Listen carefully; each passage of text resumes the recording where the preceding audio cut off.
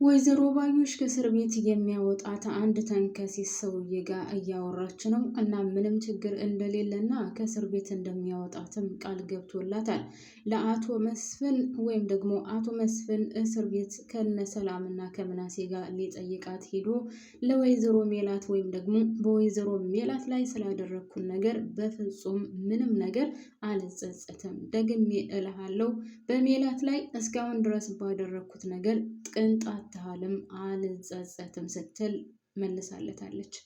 አቶ መስፍን ግራ ተጋብቷል።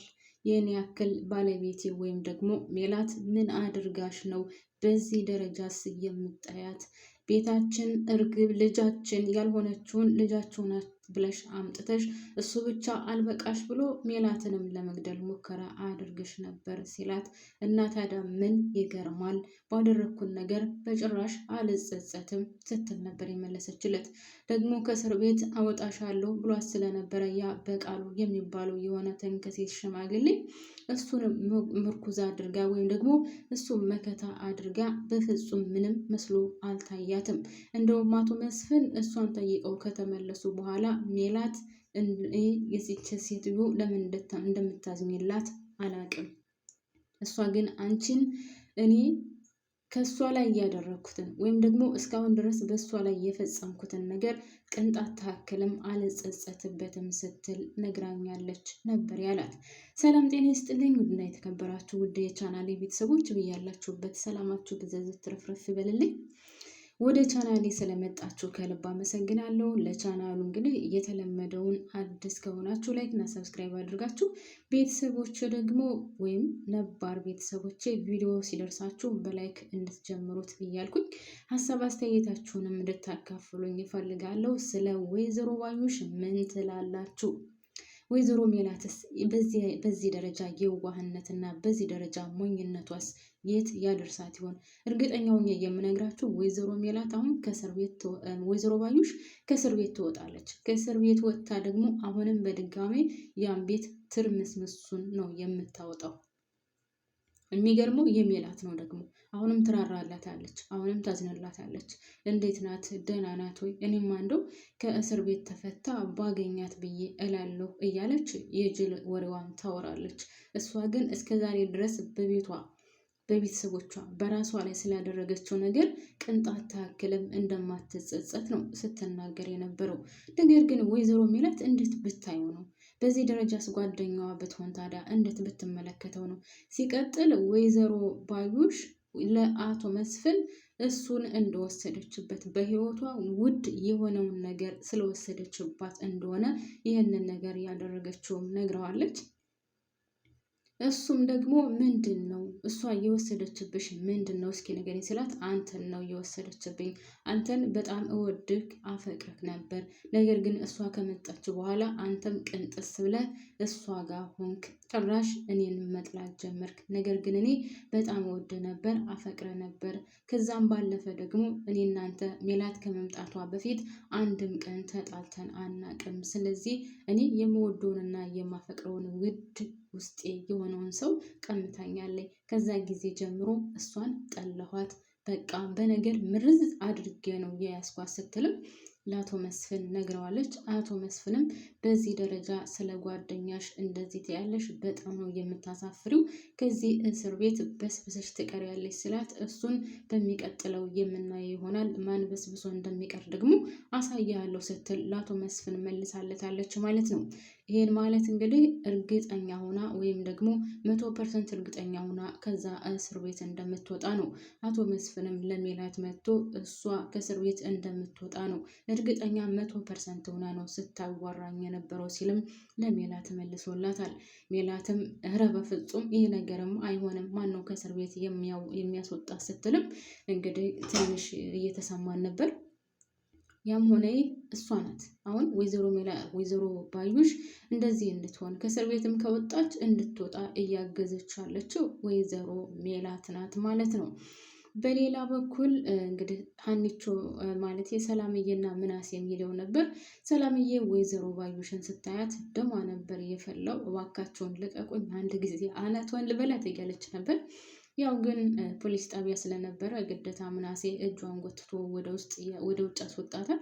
ከዛም ባለፈ ወይዘሮ ባዩሽ እና እንግዲህ ሜሮን እዛው እስር ቤት ሆነው ስለ እርግብ እያወሩ ነበር። እርግብን በፍጹም ያን 50,000 ብር ብትሰጪኝ እርግብን በጭራሽ አሳልፌ አልሰጥሽም ነበር። አንቺ ክፉና በጣም መጥፎ ሴት ነሽ።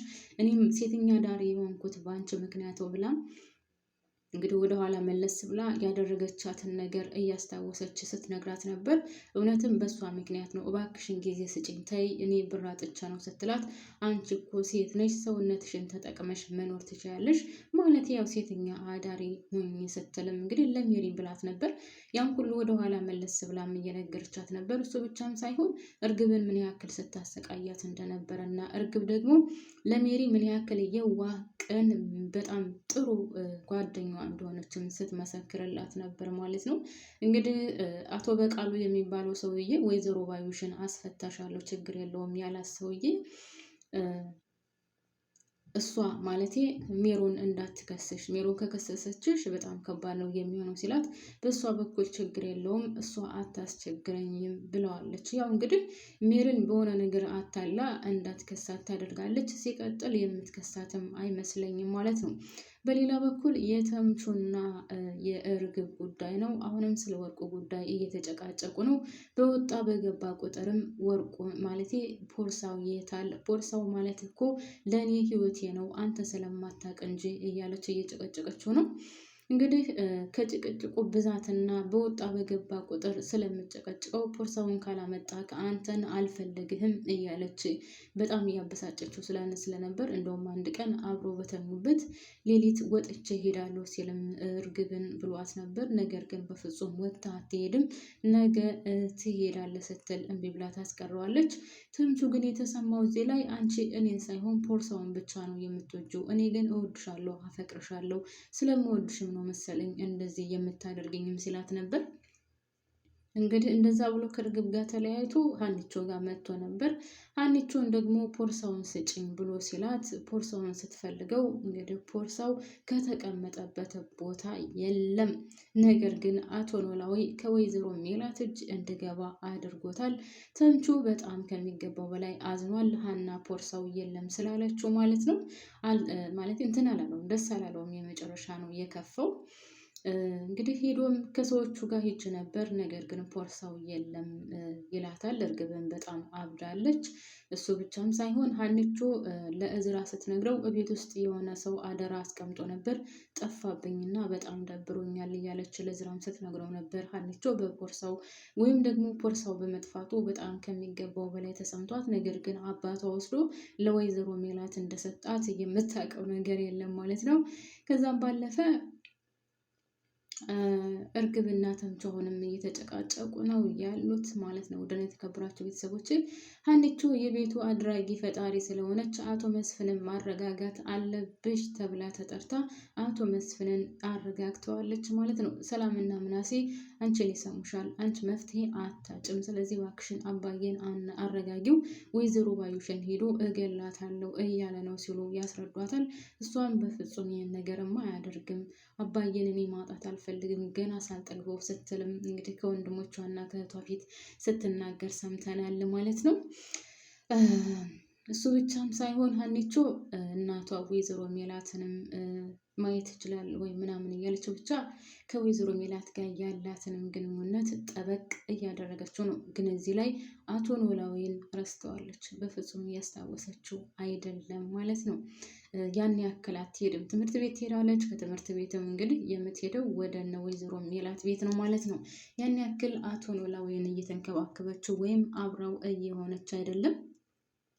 በሌላ በኩል ወይዘሮ ሜላት ፖርሳውን ከፍታ ወይም ደግሞ እስኪ ሀና ፖርሳዋን ውስጡ ምን እንዳለ ሌው ብላ ፖርሳውን ከፍታ ልታይ ስትል አቶ መስፍን ይመጣና ስለ ወይዘሮ ባዩሽ ወይም ደግሞ ወይዘሮ ባዩሽን ጠይቀዋ ስለነበረ ስለዛ እየነገራት እያለ ነው እንግዲህ ድራማው ስታክ አደረገ፣ አለቀ። ለማንኛውም እንደዛ ወይዘሮ ባዩሽ ፖርሳውን ከፍታ ለማየት ስትሞክር አቶ መስፍን ይመጣል። አቶ መስፍን መጥቶ እንግዲህ ስለተፈጠረው ነገር ወይዘሮ ባዩሽ ስለተናገረችው ስላደረገችው ነገር እየነገራት እያለ ነበረ። ወይዘሮ ሜላት ወርቁን አላየችውም ማለት ነው። እና ስታየው ምን ትላለች ብላችሁ ታስባላችሁ? እኔ በጉጉት እየጠበቅኩት ነው በነገራችን ላይ ማለት ነው። እንግዲህ እኔ እዚህ ላይ ያበቃለሁ። ቤተሰቦቼ ላይክ ማድረጋችሁ እንዳትረሱ። አመሰግናለሁ።